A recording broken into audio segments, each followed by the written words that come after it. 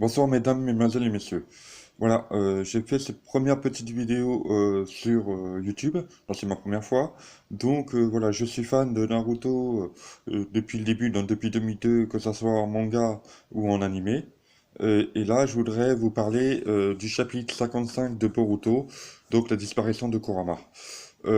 Pour moi, Kurama a été un personnage plutôt intéressant. Euh, Quand vous pensez que ce personnage de pure haine, au début, Naruto a réussi à le dompter et à le faire son allié, euh, c'est plutôt un choc. Je suis triste. Un choc de voir, de voir Kurama se sacrifier pour Naruto.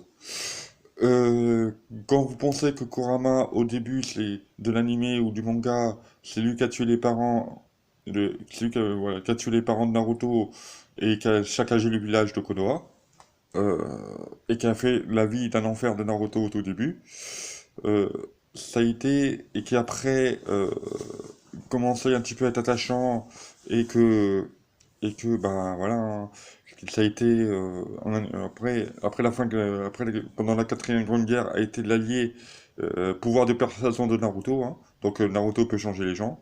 Donc quand ça a été voilà, et que depuis c'est un personnage très attachant, d'issue du chakra, hein, donc d'issue du sage Rikudo, du chakra des 10 queues, hein, donc la bête à 10 queues, donc Kaguya Otsutsuki, a été un personnage très intéressant.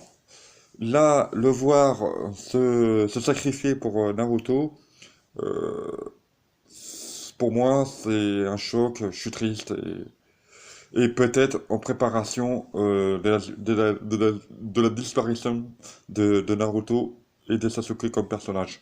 Peut-être il a voulu peut-être faire passer un message et progressivement faire peut-être disparaître le personnage de Naruto et Sasuke. Quand vous pensez que Sasuke a perdu son Rinnegan lors de cette bataille, euh, je pense que ça peut être que ça. Par contre, il y a une question que je voudrais vous poser, si vous pouvez me répondre, ça serait génial, c'est de savoir qu'est-ce qu'ils vont devenir les autres bijoux. Donc les autres démons à queue. Sachant très bien que depuis que Naruto a le pouvoir, la moitié du pouvoir du sage Rikudo, savoir qu'il avait accès à tous les chakras de tous les bijoux, hein, donc de 9 démons à queue, qui pouvait contacter les 9 démons à queue à tout moment, donc savoir qu'est-ce qui va devenir les autres bijoux. Est-ce que Naruto va garder quand même le chakra, va avoir accès quand même au chakra des 8 autres bijoux, ou alors vont-ils disparaître les uns après les autres? Ça, je voudrais bien que, mesdames et messieurs, si vous réussissez à trouver l'info et avoir des théories là-dessus, bon, m'en faire part. Voilà. Mais sachant très bien que, bah oui, je suis triste et je pense que je suis pas le seul de voir disparaître comme ça des personnages de longue date. Euh, c'est triste et voilà.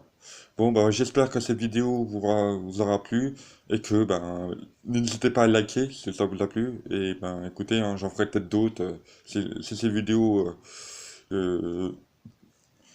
vous plaît et que ben, il y a pas mal d'abonnés et puis il y a pas mal de likes. Ben, je vous ferai plus de vidéos comme ça sur les réactions manga, animé et voilà. En tout cas, ben, je vous remercie et je vous dis peut-être à la prochaine. Allez, salut tout le monde.